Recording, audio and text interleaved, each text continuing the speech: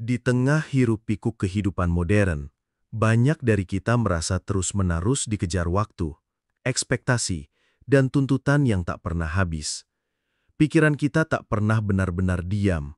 Bahkan saat tubuh beristirahat, kepala kita terus memutar kemungkinan-kemungkinan tentang masa depan, tentang penilaian orang lain, atau tentang apa yang belum kita capai. Kekhawatiran menjadi teman akrab, dan ketenangan seolah menjadi sesuatu yang langka dan sulit digapai. Namun, tahukah Anda bahwa ribuan tahun yang lalu, para filsuf tahu dari Tiongkok kuno telah menyadari kecenderungan batin manusia untuk gelisah, dan mereka menawarkan jalan yang berbeda? Bukan jalan yang mengharuskan kita untuk mengejar lebih banyak, tetapi justru mengajak kita untuk melepaskan, menyelaraskan diri dengan alam, dan kembali pada keheningan. Dalam video ini, kita akan menjelajahi bagaimana filosofi Taoisme, terutama dari ajaran Lao Tzu dan Zhuangzi, dapat menjadi penawar bagi stres dan ketidakbahagiaan yang kita alami hari ini. Akan ada 5 penawar yang akan kita bahas bersama. 5 prinsip lembut yang bisa menuntun kita menuju hidup yang lebih damai, lebih ringan, dan lebih selaras. Bukan solusi instan, melainkan arah hidup yang membawa kelegaan. Bila Anda merasa lelah karena selalu harus menjadi lebih, video ini bukan tentang menambah beban pikiran Anda, tapi justru tentang menguranginya. Mari kita mulai perjalanan ini dengan hati yang tenang dan pikiran yang terbuka. Dan disinilah kita mulai. Penawar pertama adalah belajar membiarkan semuanya berjalan sesuai alurnya. Dalam ajaran Taoisme, ini dikenal sebagai prinsip Wu Wei, yang secara harfiah berarti tanpa usaha atau non-aksi. Tapi jangan keliru, Wu Wei bukan tentang menyerah atau menjadi pasif. Sebaliknya, ia mengajarkan kita untuk bertindak secara selaras dengan ritme alam, tanpa paksaan, tanpa melawan arus. Kita diajak untuk hadir sepenuhnya, namun tanpa ambisi berlebihan yang justru menciptakan ketegangan dalam hidup. Zhuangzi, salah satu filsuf Tao besar, mengilustrasikan prinsip ini lewat sebuah perumpamaan sederhana, tentang seorang petani yang begitu tidak sabar melihat tanamannya tumbuh, hingga ia menarik-narik tunasnya agar tampak lebih tinggi. Esok harinya, semua tanaman itu layu. Inilah gambaran nyata dari intervensi yang berlebihan, dari upaya kita yang seringkali justru merusak apa yang sebenarnya sedang tumbuh dengan indah secara alami. Dalam kehidupan modern, kita pun sering terjebak dalam upaya untuk mempercepat segala sesuatu, karir, hubungan, bahkan ketenangan batin. Padahal, semakin kita berusaha mengendalikan segala hal, semakin besar pula tekanan yang kita ciptakan sendiri. Kita lupa bahwa hidup bukanlah sesuatu yang harus selalu kita taklukkan. Kadang, yang kita butuhkan bukan tambahan upaya, tapi keberanian untuk mempercayai proses. Dengan membiarkan sesuatu mengalir apa adanya, kita tidak kehilangan kendali.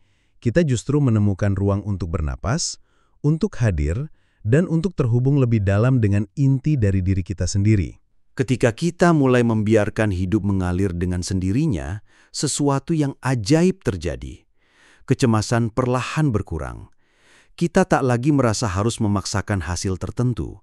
Hati terasa lebih lapang dan pikiran tidak terlalu tegang. Dengan melepaskan dorongan untuk mengatur segalanya, kita justru menemukan kejernihan.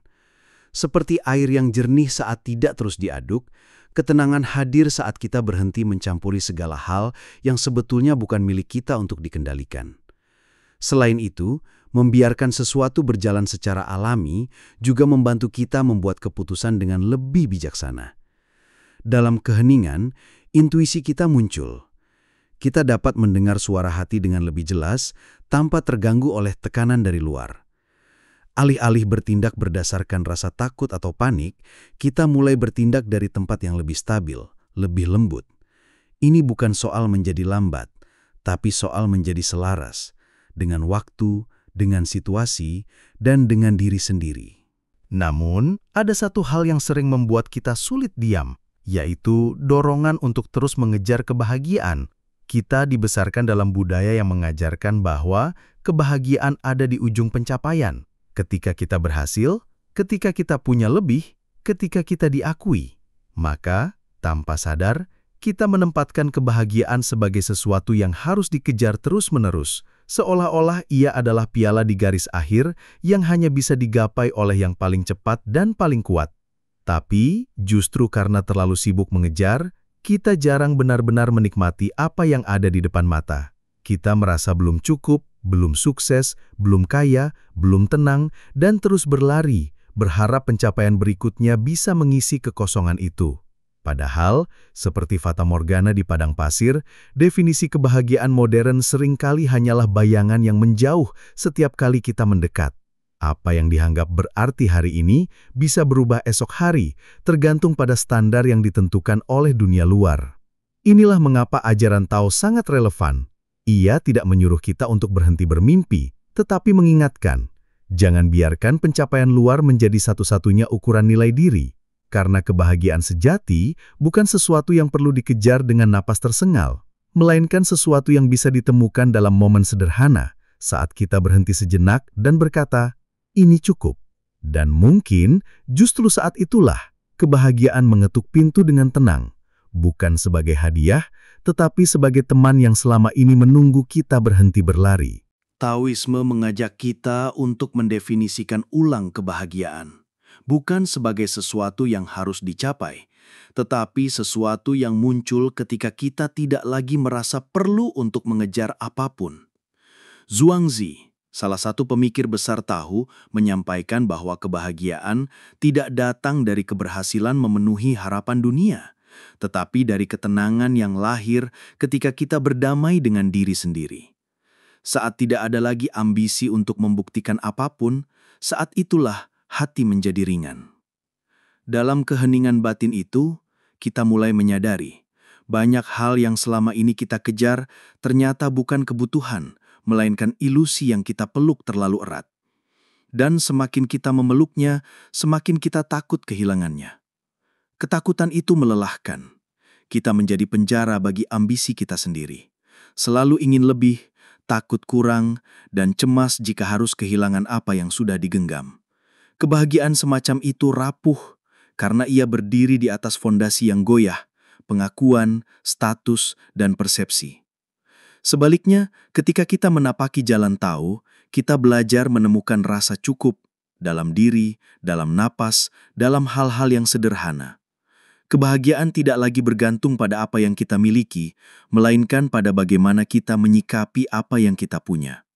Dan dari titik inilah, muncul ketenangan yang tidak bisa dibeli.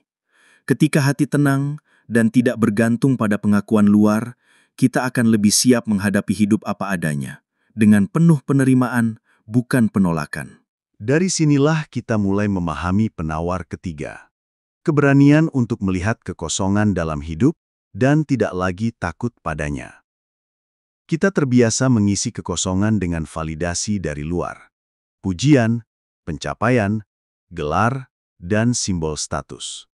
Seolah-olah, jika tidak ada yang mengakui keberadaan kita, maka kita kehilangan arti. Tapi ajaran Tao justru mengajak kita untuk memandang kekosongan itu bukan sebagai sesuatu yang harus ditutup-tutupi, melainkan sebagai ruang yang memberi kita kebebasan sejati. Zhuangzi pernah berkata bahwa banyak hal dalam hidup hanyalah permainan ilusi. Keberhasilan seringkali bergantung pada kesempatan, bukan semata kemampuan. Pujian bisa hadir karena keberuntungan, dan kesuksesan bisa terjadi karena kita berada di tempat yang tepat pada waktu yang tepat. Menyadari ini bukan berarti kita menjadi apatis, tapi justru membebaskan kita dari kebutuhan untuk terus membuktikan diri. Kita tak perlu lagi mengukur nilai diri berdasarkan penilaian yang bisa berubah-ubah setiap waktu. Ketika kita mulai bisa berdiri tanpa sandaran pengakuan orang lain, kita merasakan sesuatu yang sangat melegakan, sebuah bentuk kemerdekaan batin. Kita tidak lagi terikat pada komentar orang, tidak terpancing oleh perbandingan, dan tidak tergesa-gesa untuk tampil sempurna. Kekosongan yang dulunya menakutkan berubah menjadi ruang tenang, tempat kita bisa kembali kepada diri sendiri. Dalam keheningan itu, kita mengenali siapa kita sebenarnya, bukan karena orang lain berkata begitu, tapi karena kita bisa merasakannya dari dalam. Ketika kita melepaskan ketergantungan pada validasi eksternal, kita mulai menapaki jalan menuju kebebasan sejati. Dalam dunia yang terus-menerus menilai dan membandingkan, membangun harga diri berdasarkan pujian dan pengakuan terasa seperti membangun rumah di atas pasir. Sekilas tampak kokoh, namun goyah saat diterpa angin kritik atau ketidaktertarikan. Ajaran Taoisme mengajak kita untuk menyadari bahwa semua penilaian itu bersifat sementara dan bahwa nilai sejati kita tidak pernah ditentukan oleh sorak-sorai orang lain. Dengan memahami bahwa pencapaian luar hanyalah bayangan yang mudah berubah, kita mulai menemukan kedamaian dalam keheningan. Kita tak lagi memerlukan aplaus agar merasa cukup. Kita tidak bergantung pada sorotan agar merasa berarti. Hati kita tidak lagi bergolak hanya karena satu komentar, satu perbandingan, atau satu ketidaksukaan. Inilah ruang yang disebut Tao sebagai Wu, kekosongan yang penuh, tempat di mana kita bisa berdiri tanpa harus menyenangkan siapapun. Dan ketika kebebasan ini mengakar, kecemasan akan opini orang lain pun mulai mereda. Kita bisa berbicara dengan jujur tanpa takut disalahpahami. Kita bisa memilih jalan yang berbeda tanpa merasa harus menjelaskan semuanya. Kita menjadi lebih lembut terhadap diri sendiri dan lebih tulus terhadap orang lain. Tidak lagi berlomba menjadi yang terbaik di mata dunia, tetapi berusaha menjadi damai di dalam diri. Dan di titik ini, kita menemukan keindahan yang selama ini kita cari di luar, ternyata sudah lama tinggal di dalam. Setelah kita melepaskan kebutuhan akan penilaian luar, saatnya kita kembali menengok ke dalam, menuju apa yang disebut Laozi sebagai hukum diri batin. Ini adalah kompas terdalam dalam diri kita, yang tidak bergantung pada norma sosial, tren, atau opini orang lain. Hukum ini tidak bersuara keras, tetapi selalu hadir. Ia berbisik lembut lewat hati nurani, lewat intuisi yang tenang, dan lewat perasaan damai saat kita melakukan hal yang selaras dengan kebenaran pribadi kita. Hukum batin ini tak bisa dipaksakan dari luar. Ia tumbuh bersama pengalaman, perenungan, dan keberanian untuk jujur pada diri sendiri. Banyak dari kita terbiasa menyesuaikan diri demi diterima, bahkan sampai kehilangan suara hati kita sendiri. Tapi ketika kita mulai mempercayai keheningan batin itu, mendengarkan dengan sungguh-sungguh tanpa tergesa menilai, kita akan menemukan arah yang jauh lebih jernih daripada nasihat manapun. Ini bukan tentang menjadi egois, tapi tentang menjadi sejati. Hidup yang selaras dengan hukum batin membawa rasa utuh. Kita tidak lagi merasa perlu menyesuaikan diri demi kesan, karena keputusan kita berasal dari tempat yang tulus. Kita mulai menyadari bahwa suara hati jauh lebih bijak daripada keramaian dunia. Dan dari ketulusan inilah muncul ketenangan yang tidak dibuat-buat. Ketenangan yang tidak tergantung pada hasil, tidak tergoyahkan oleh kritik, dan tidak redup meski dunia tak mengerti. Ini adalah ketenangan yang tumbuh dari dalam, dan tidak bisa dirampas oleh siapapun. Ketika seseorang terlalu bergantung pada opini dan keinginan eksternal, batinnya menjadi rapuh dan mudah goyah. Ia seperti daun yang tertiup angin, terus berubah arah, tergantung hembusan pujian atau kritik yang batang. Dalam keadaan seperti ini, kita tak benar-benar hidup berdasarkan pilihan kita sendiri, melainkan hidup dalam bayang-bayang ekspektasi orang lain. Dan ketika ekspektasi itu tidak terpenuhi, yang tersisa hanyalah kegelisahan, kemarahan, dan rasa kehilangan arah. Ajaran Taoisme mengingatkan bahwa ketenangan sejati tidak lahir dari pengendalian luar, tapi dari keseimbangan dalam. Seseorang yang hidup selaras dengan dirinya sendiri tidak mudah terombang-ambing. Ia mungkin tetap mendengar masukan dari orang lain, tapi tidak menjadikan semua itu sebagai penentu utama langkahnya. Fokusnya bukan lagi pada bagaimana ia terlihat, tapi pada bagaimana ia merasa, dan apakah tindakannya sesuai dengan nurani, serta nilai-nilai yang ia yakini. Inilah bentuk kedamaian yang otentik. Kedamaian yang tidak terpengaruh oleh naik turunnya pujian, tidak berubah karena sorotan, dan tidak hancur karena penolakan. Kedamaian ini seperti akar pohon yang menghujam dalam.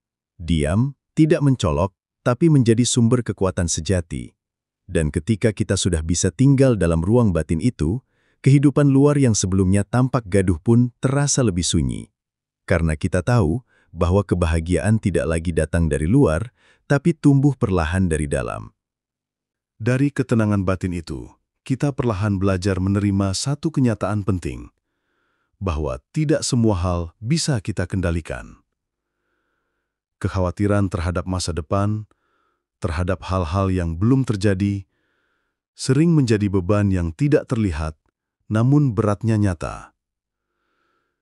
Kita mengkhawatirkan takdir. Bagaimana jika sesuatu berjalan salah? Bagaimana jika harapan tidak tercapai? Bagaimana jika kita gagal? Tapi dalam filsafat Tao, kekhawatiran semacam ini adalah bentuk pertarungan sia-sia dengan sesuatu yang memang bukan milik kita untuk ditentukan. Taoisme tidak menyuruh kita untuk pasrah dalam arti menyerah, tapi mengajak kita untuk bijaksana dalam memilah mana yang bisa kita ubah dan mana yang harus kita terima. Takdir, dalam pandangan Tao, adalah arus besar kehidupan. Semakin kita mencoba mengendalikan arah arus itu, semakin kita lelah berenang melawannya. Namun ketika kita belajar untuk mengapung, untuk melepaskan beban ketakutan akan masa depan, kita akan menemukan bahwa arus itu bisa membawa kita ke tempat yang bahkan tidak pernah kita bayangkan. Melepaskan kekhawatiran akan takdir bukan berarti berhenti berusaha. Justru sebaliknya, ini berarti fokus sepenuhnya pada apa yang bisa kita lakukan sekarang. Tanpa diganggu rasa takut akan hasil, tanpa diikat oleh bayangan kegagalan. Ketika kita hidup dalam kesadaran saat ini, tanpa beban bagaimana nanti, langkah kita menjadi lebih ringan, lebih jernih. Dan perlahan, kita pun akan menyadari, ketenangan sejati bukanlah ketika semua berjalan sesuai rencana, tetapi saat kita bisa damai dengan apapun yang terjadi. Zhuangzi pernah menggambarkan sebuah perumpamaan tentang pemanah, seseorang yang mampu memanah dengan tenang saat tidak ada yang dipertaruhkan. Namun ketika sebuah hadiah besar ditawarkan, tangannya mulai gemetar, pandangannya kabur, dan bidikannya meleset. Ia tidak kehilangan keahlian, tetapi kehilangan ketenangan. Karena pikirannya tidak lagi fokus pada tindakan saat ini, melainkan terjebak dalam ketakutan akan hasil. Inilah gambaran yang sangat tepat tentang bagaimana keterikatan pada hasil dapat mengganggu potensi terbaik dalam diri kita. Dalam kehidupan sehari-hari, kita pun sering mengalami hal serupa. Kita ingin tampil sempurna dalam pekerjaan, hubungan, atau pilihan hidup karena terlalu takut akan kegagalan. Namun justru karena takut itulah, kita membuat kesalahan. Kita menjadi terlalu kaku, terlalu serius, kehilangan keluasan dan spontanitas. Taoisme mengingatkan kita bahwa kekuatan sejati muncul saat kita hadir sepenuhnya dalam momen ini, bukan saat kita sibuk mencemaskan hari esok yang belum tentu datang seperti bayangan kita. Fokuslah pada langkah hari ini, pada niat yang jernih, pada tindakan yang selaras. Melepaskan keterikatan pada hasil bukan berarti tidak peduli, melainkan memberi ruang bagi kehidupan untuk berjalan apa adanya. Ketika kita menanam benih dengan sepenuh hati dan membiarkannya tumbuh tanpa terus-menerus menggali tanahnya, kita belajar tentang kepercayaan. Percaya bahwa apapun yang terjadi nanti, kita akan tetap baik-baik saja. Dan dalam kepercayaan itulah, kita menemukan keheningan yang memberi kekuatan. Akhirnya, kita sampai pada inti dari semuanya, bahwa hidup tidak selalu perlu kita kendalikan agar bisa berjalan dengan baik. Ketika kita mulai melepaskan kebutuhan untuk menentukan arah setiap hal, ketika kita berhenti berperang dengan aliran kehidupan, maka kedamaian pun muncul. Bukan sebagai hadiah dari luar, tapi sebagai keadaan alami yang selama ini tertutup oleh kecemasan dan ambisi. Taoisme tidak memberi kita rumus rumit, melainkan mengajak kita kembali ke hal yang sederhana. Diam, dengarkan, dan ikuti arus. Kedamaian sejati, seperti yang diajarkan oleh para bijak Tao, bukanlah ketiadaan masalah. Ia adalah ketenangan yang tetap bertahan di tengah gelombang. Ia tidak bergantung pada keadaan yang sempurna, melainkan tumbuh dari penerimaan. Ketika kita tidak lagi merasa harus menjadi seseorang, meraih sesuatu, atau membuktikan apa-apa, disitulah kita benar-benar bebas. Dan dalam kebebasan itu, kita bisa mencintai hidup apa adanya, dengan segala ketidaksempurnaannya. Mari kita tutup perjalanan ini dengan satu undangan sederhana. Jangan buru-buru. Jangan merasa perlu tahu segalanya. Berhentilah sejenak. Tarik nafas dalam-dalam dan biarkan hidup mengalir. Dalam keheningan itulah, tahu hadir. Bukan sebagai suara yang memerintah, tapi sebagai bisikan yang membimbing. Semoga prinsip-prinsip Taoisme yang telah kita bahas hari ini bisa menjadi teman yang menenangkan saat dunia terasa terlalu bising. Karena mungkin kedamaian yang kita cari sudah sejak lama ada di dalam diri kita sendiri.